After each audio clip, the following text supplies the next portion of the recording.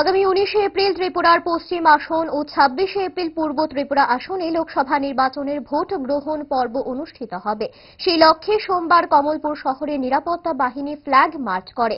এতে ছিল TSR, police, CRPF এবং বিএসএফ জওয়ানরা। ফ্ল্যাগ মার্চ শুরু হয় সন্ধ্যা 6টা নাগাদ কমলপুর কলেজের সামনে থেকে।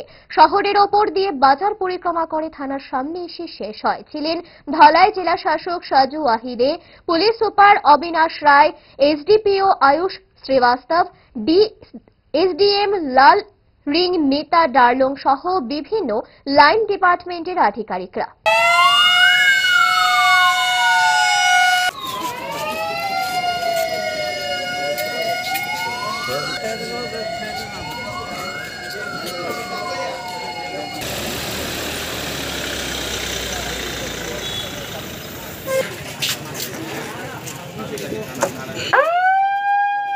इलेक्शन का डिक्लेरेशन 16 तारीख को इलेक्शन कमीशन ऑफ इंडिया ने कर दिया है और इसके दौरान हमने कल अम्बासा और आज कमलपुर में मैंने और एसपी साहब मिलाकर सीएपीएफ के साथ एक फ्लैग मार्च किया है।